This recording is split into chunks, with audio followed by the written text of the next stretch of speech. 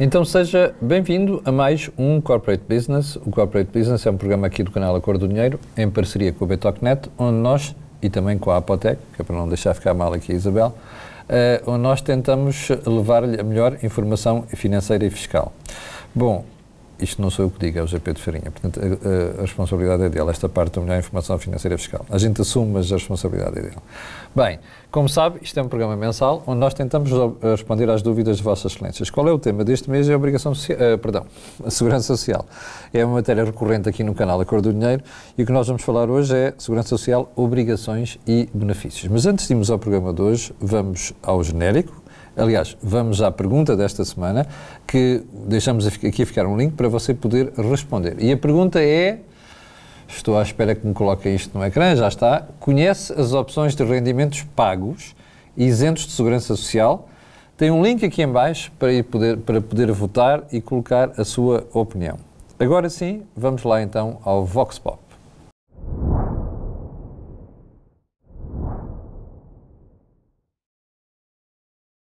Sim, conheço alguns. Há várias coisas com que podemos trabalhar em termos de segurança social, em termos de remuneração isenta de segurança social.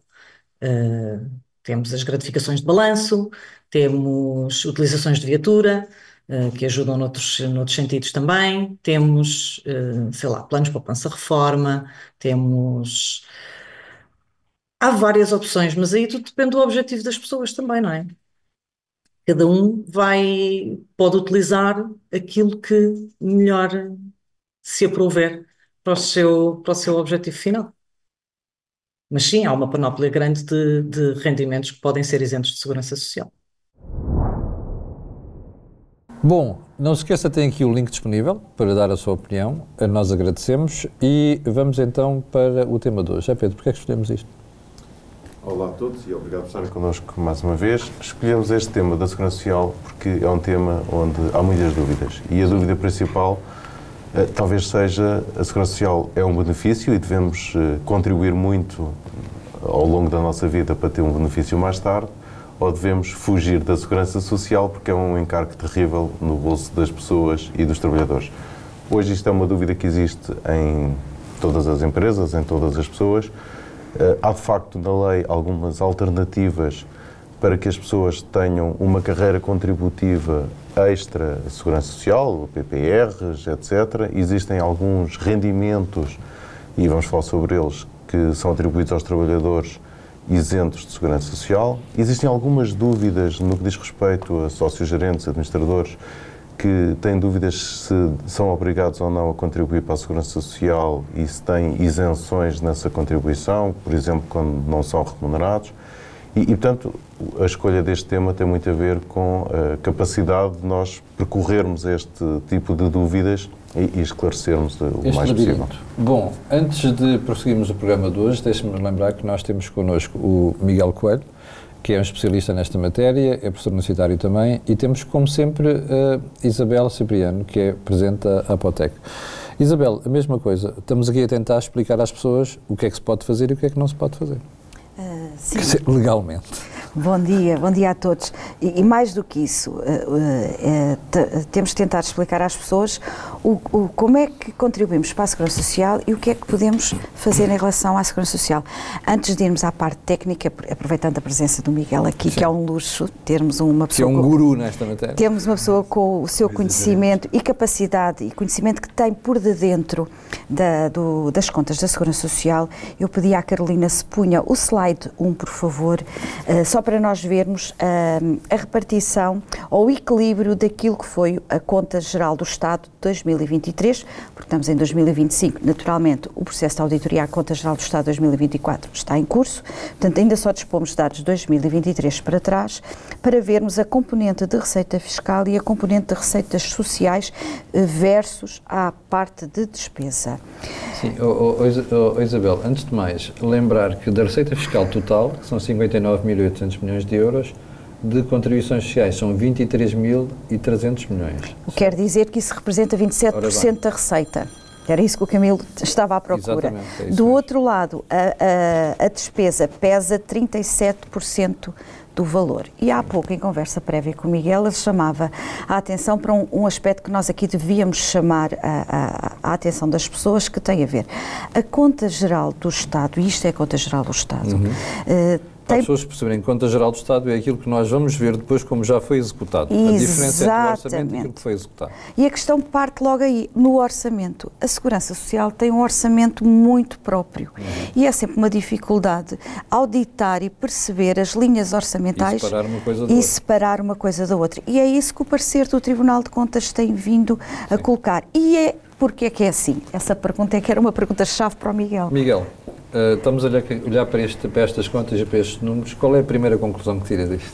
Bem, antes de mais, gostava de agradecer o convite. Olha, o prazer é todo nosso. Acho que o tema Gostamos de ter aqui especialistas nas matérias. Bem, eu espero corresponder às expectativas. A primeira grande conclusão que retiramos é que realmente a prestação de contas do Estado é uma prestação de contas insuficiente e pouco transparente. E nebulosa. E nebulosa, muito nebulosa. Aliás, eu tenho dito isto há mais de 10 anos que ando a batalhar nessa questão e, na realidade, o orçamento da Segurança Social é um orçamento autónomo que tem vida própria, receitas próprias e despesas próprias e deveria estar claramente identificado, não só na apresentação, quando se apresenta o orçamento anualmente, como também naquilo que é a prestação de contas via Conta Geral do Estado.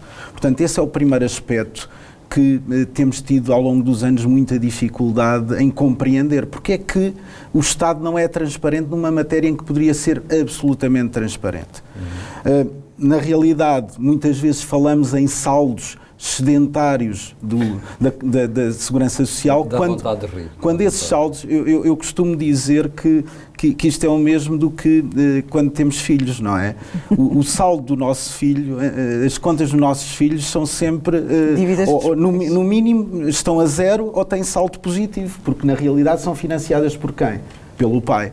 E, portanto, o orçamento da Segurança Social muitas vezes aparece como sedentário. Porquê? Porque há contribuições do orçamento de Estado, do Orçamento Geral de Estado. Só para lembrar às pessoas, no ano passado, para a CGA foram 6,5 mil milhões de euros. Exatamente. Este é um outro. A CGA tem uma vida própria também. Nós sabemos claramente que há 10 mil milhões, 11 mil milhões de despesa na CGA e cerca de 5 mil milhões de receita. No caso da Segurança Social, nós temos que dividir claramente aquilo que é a parte contributiva da parte não contributiva. A parte não contributiva... Que supostamente é financiada pelo Orçamento de Estado. Exatamente. E depois a parte contributiva, que é o sistema previdencial, deveria ser financiado por contribuições e cotizações. E aquilo que os portugueses não sabem é que há transferências ocultas do sistema via Orçamento de Estado para o sistema previdencial. Sim. E, portanto, todas essas contas deveriam ser explicadas aos portugueses. E há outra transferência que vai para o Fundo de Capitalização. Exatamente. Que é uma parte do IVA. Há uma parte que vai diretamente do IVA e do adicional de IMI. E depois, enfim, que na realidade, portanto, gera aqui uma enorme confusão, não sabemos de que é que estamos a falar muitas vezes, mas se fosse clarificado, eu acho que era muito útil para os portugueses. Até por causa da pressão fiscal sobre isto depois. A pressão fiscal, quer dizer, entre aspas, em termos latos, não é, José Pedro? Porque nós estamos aqui a falar bom, a Segurança Social tem um problema, quais são as contribuições para a Segurança Social, e depois tens ao outro lado a pressão das empresas, que é assim, o que é que eu consigo tratar aqui que não vá descontar para a Segurança Social? Para não falar dos impostos. Porque nós em Portugal temos um problema grave na diferença entre a percepção do valor recebido, líquido, que as pessoas levam para casa, e do custo que isso representa para a empresa. Sim. E podemos multiplicar por 2. Portanto, um trabalhador que leve 1.000 euros para casa custa à empresa quase 2 mil euros. É preciso lembrar às pessoas que quem nos está a ver, isto não é demagogia, o trabalhador paga 11% para a Segurança Social, a empresa paga 23,75%. Portanto, agora faça as contas, que vai dar aqui muito próximo. Se somarmos a isso o IRS, que é pago pelo trabalhador, a diferença é enorme. Se somarmos a isso o facto da empresa pagar 14 meses que o trabalhador não sente, não é? Exato. E ele só trabalha 11, portanto, o custo mensal para a empresa, podemos falar no dobro, praticamente. O que de facto leva a que toda a gente seja muito imaginativa. Uns que são imaginativos do ponto de vista mais legal, e o Estado vai dando incentivos a isso.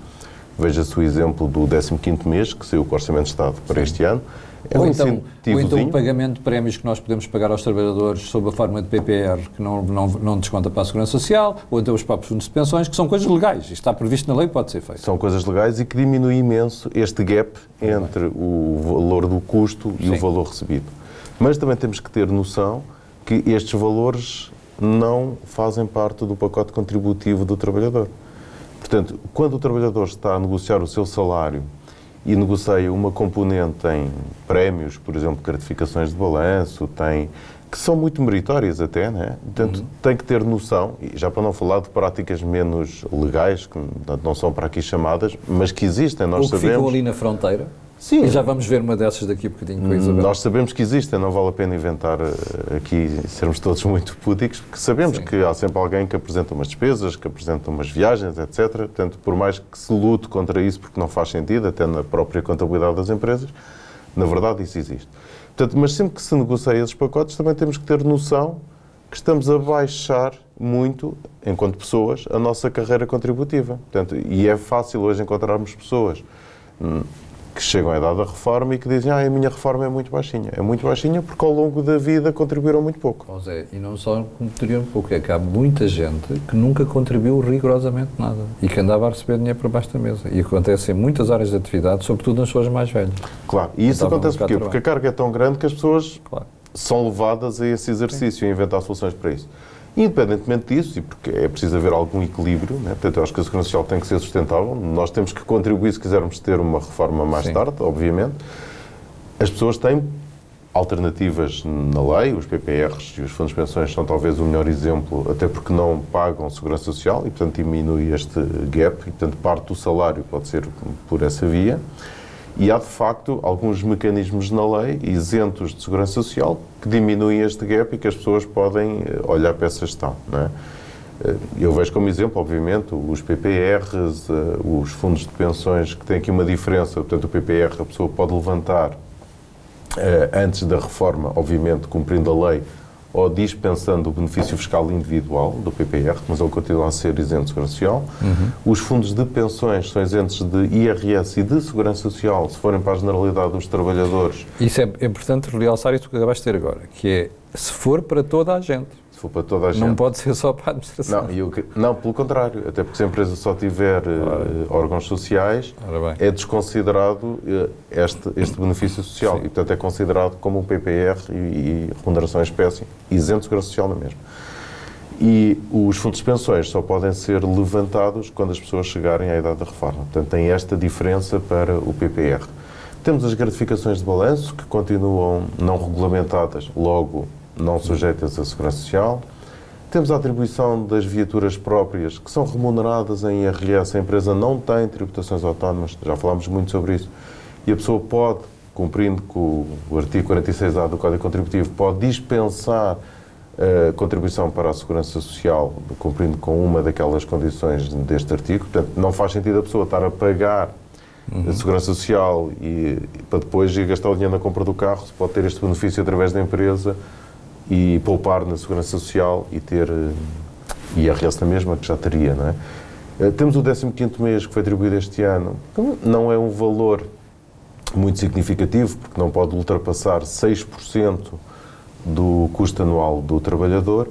Por exemplo, um trabalhador que ganhe 1.500 euros salário base, o seu 15º mês não pode ultrapassar os 1.260 euros. Mas até este valor, 1.260 euros, está isento de Segurança Social e de IRS, desde que a empresa aumente a sua massa salarial dos trabalhadores em 4,6%. Sim. E, portanto, mas há que levar tudo isto em consideração, não esquecendo que sempre que nós optamos por uma solução mais ou menos legal para poupar na Segurança Social, na verdade, estamos a poupar na nossa carreira contributiva e isso pode não ser tão positivo assim. Isabel, vamos aqui a um caso concreto onde depois as coisas não estão muito claras, a legislação parece apontar no sentido, depois já a autoridade tributária diz uma coisa diferente, aliás, a administração não só fiscal, mas diz o contrário, que são as gratificações de balanço. Pois é, Camilo, isto é... Mas agora explicar às pessoas o que é que são as gratificações de balanço. Portanto, isto é um exercício diário que os contabilistas, os consultores financeiros e fiscais fazem regularmente ao longo do ano e, sobretudo, mais próximo do final do ano, é quando os objetivos se confirmam que estão atingidos, para poder dar alguma gratificação, porque o termo é este, gratificar as pessoas que trabalharam. Sim. As gratificações de balanço não é mais que uma comparticipação que as entidades resolvem atribuir como prémio aos trabalhadores. Um bónus. Exatamente. Pronto. Que é lícito. Isto tem limites. Porquê é que estamos a falar em gratificações de balanço? Já falámos aqui várias vezes que o balanço é a expressão patrimonial da entidade, exato. A demonstração de resultados é a expressão do desempenho. Se a demonstração de resultados é positiva, portanto tem um desempenho positivo, vai afetar a demonstração patrimonial. É justo que desse património haja distribuição, não só de dividendos. É que as pessoas acham que quando há resultados que os dividendos têm que ser distribuídos para os acionistas. Não, também há distribuição através das gratificações de balanço para os colaboradores. Tudo limpo. O Orçamento de Estado de 2024 veio dizer que estas gratificações de balanço estariam isentas para a Segurança Social, desde que se cumprissem com determinadas regras de valores, não mais. No decurso de 2024, portanto, o orçamento é publicado em dezembro de 2023, a AT faz direito do sistema. Nós estudamos direito fiscal, direito comunitário, direito civil, direito societário e depois temos o direito do sistema.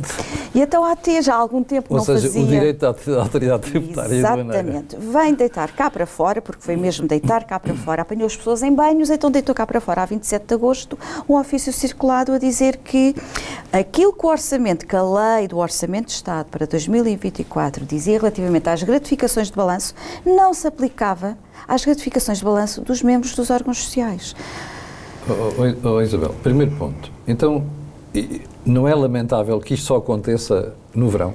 Para já, é lamentável que uma entidade venha fazer um entendimento que fere aquilo que diz a lei. Em juízo aquilo que diz uma lei. Ponto. Portanto, é preciso ter coragem para se fazer uma coisa dessas. Claro. Mas sabemos que a autoridade tributária costuma fazer coisas destas. A gente às vezes precisamos ter coragem para fazer coisas justas. Não é? Portanto, para fazer malandrices, qualquer menino que joga ao Berlim pode fazer, como a gente dizia quando éramos mais novos. A questão aqui coloca-se porque veio num período em que as pessoas já estão num período de veraneio, claro. Já não, em que as Assembleias Gerais realizaram-se até já março, se fizeram. Em que essas medidas constam em propostas de relatório que foram votadas até março, e agora a TV diz, está bem, muito bonito, mas não, a gente precisa desse dinheirinho, dessa receita, isso não é isento. E até hoje... já houve pedidos de explicação à tutela que não vieram cá para fora. Não foi esclarecido. Já passou um ano.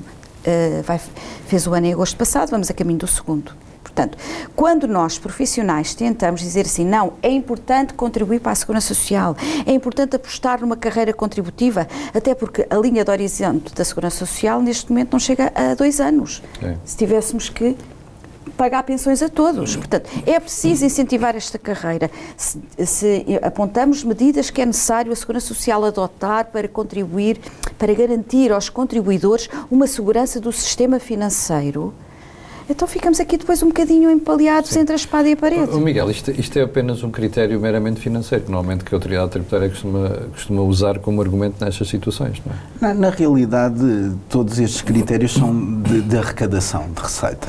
Ou seja, é preciso dinheiro. É preciso dinheiro e a lógica é um bocadinho esta. E, portanto, o que se faz impõe-se um conjunto de medidas muitas vezes arbitrárias no sentido de obter mais receita. Mas aquilo que eu gostaria de salientar, e acho que todos estamos de acordo, é a importância realmente de contribuir. E acho que todos no país estamos conscientes disso, porque sem contribuições não há carreiras.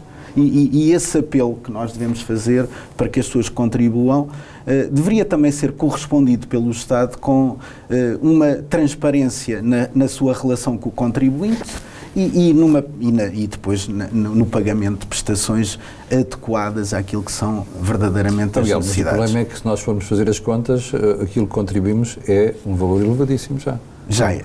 São 34,75%. Isto é muito dinheiro. Para um descontrole tão grande que existe do outro lado da balança. Bem, porque nós, na realidade, temos um sistema, não é, que herdou, temos aqui um legacy muito grande, realmente pessoas que nunca contribuíram e que estão a receber pensões e, portanto, nós hoje estamos aqui basicamente a penalizar as gerações atuais, claro, e as gerações futuras porque no passado não fizemos aquilo que deveríamos ter feito. É certo que a generosidade do sistema, quando ele foi construído, procurou fazer o quê? Atrair pessoas para o sistema. Eu recordo que nos primeiros anos do novo sistema após o 25 de Abril, bastava um dia de contribuição para ter um ano de carreira contributiva, o que era uma coisa verdadeiramente surreal. E depois era a história dos 5 últimos anos, não é? E todos se recordam de pessoas que nunca tinham contribuído nada e que nos últimos 5 anos faziam contribuições elevadíssimas. Depois eram os melhores 5 dos últimos 10 e por aí. Andámos a mentir. E agora estamos com uma carreira que corresponde a toda a carreira contributiva.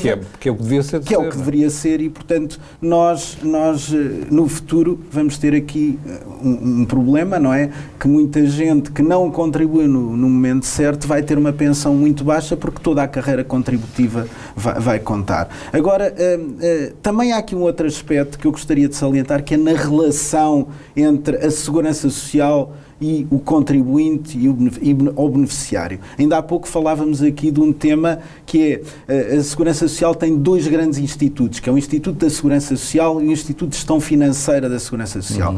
Na relação diária do contribuinte ou do beneficiário com a Segurança Social é através do Instituto da Segurança Social. Mas quando há problemas de contribuição, quando há contencioso.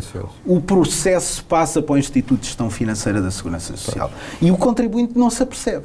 E de repente está a falar com uma entidade, mas quem lhe está a impor determinadas regras e a exigir determinadas coisas já é o Instituto de Gestão Financeira da Segurança Social. E isto, diria eu, que leva-nos também a um outro problema, é que a arrecadação de receita deveria estar centralizada a nível do Estado numa única entidade, que era a autoridade tributária. E se a autoridade tributária gerisse toda a arrecadação de receita, sim, a gestão da parte dos impostos, a gestão da parte das contribuições para a Segurança Social era feita por uma única entidade, do ponto de vista da relação. A situação era bastante agilizada e até do ponto de vista da defesa dos interesses do contribuinte. Era mais fácil. Porque sabia com quem é que estava a falar. Bem, nós sabemos que a autoridade tributária, eles são, enfim, ninguém gosta muito de estar em litígio com a autoridade tributária. Mas, Miguel, mas a verdade é que eles perdem a maior parte dos processos. Portanto, quem está do outro lado era bom que percebesse isto. A autoridade tributária perde muitos dos processos e, por outro lado, a Segurança Social, com a Segurança Social muitas vezes nem sabemos em que estado é que está o processo.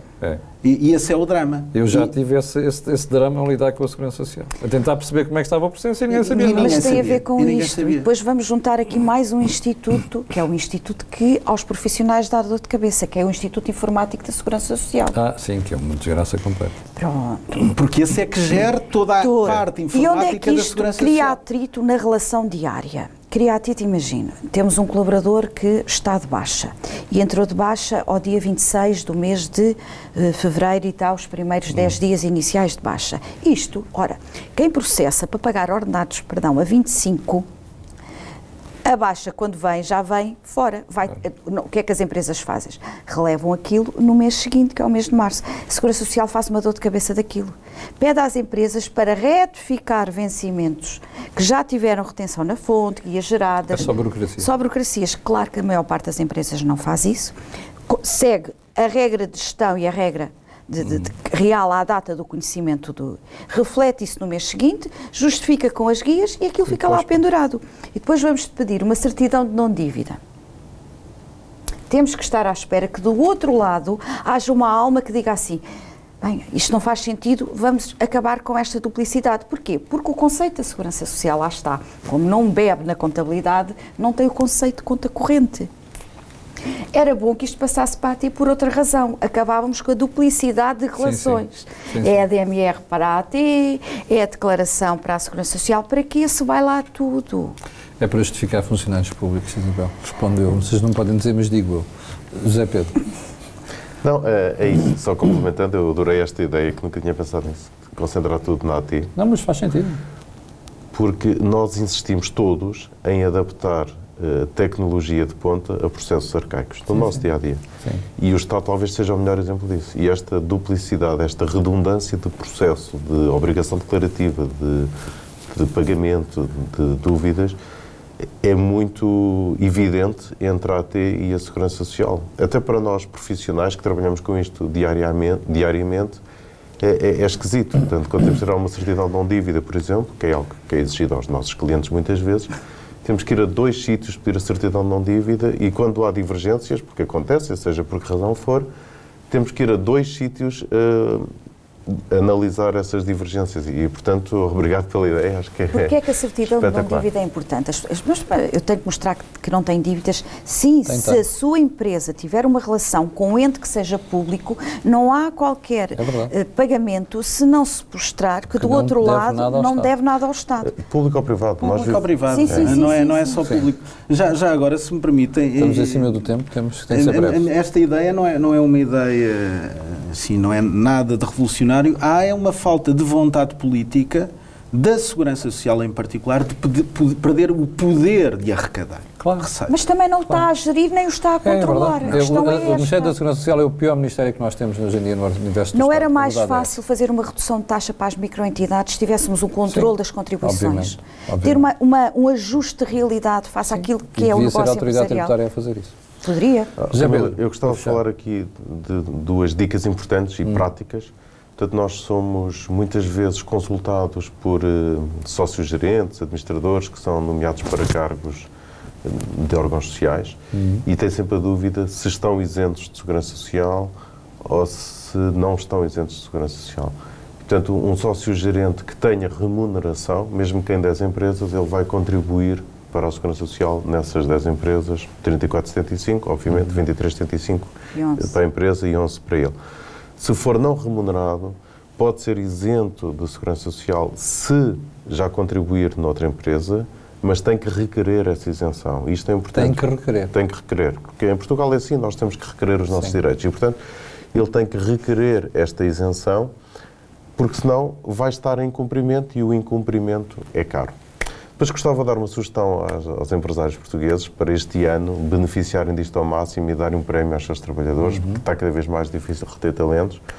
Portanto, imagina um trabalhador que ganha 1.500 euros e que teve um ano de 2025 muito interessante do ponto de vista de produtividade e, portanto, a empresa tem vontade de premiar isso. Faz sentido atribuir o 15º mês, partindo do princípio que a empresa aumentou os seus salários até ao limite dos 6%, Sim. E depois dar-lhe o restante em PPR, porque ele vai pagar IRS, mas está isento de Segurança Social e estamos a incentivá-lo à poupança. E perante uma carreira privada para a Segurança Social, onde ele também irá ter os benefícios em sede de IRS. Devo dizer, como machadada final, que esta dica que o José Pedro Farinha deu, nós demos na semana passada no evento do Pé de Meia em Lisboa. Aliás, José Pedro Farinha esteve presente e também tem sido objeto sistemático de análise no programa Pé de Meia, onde às vezes o José Pedro Farinha também participa. Bom, antes de irmos embora, deixe-me só recordar como é que está a votação de quem nos está a ver.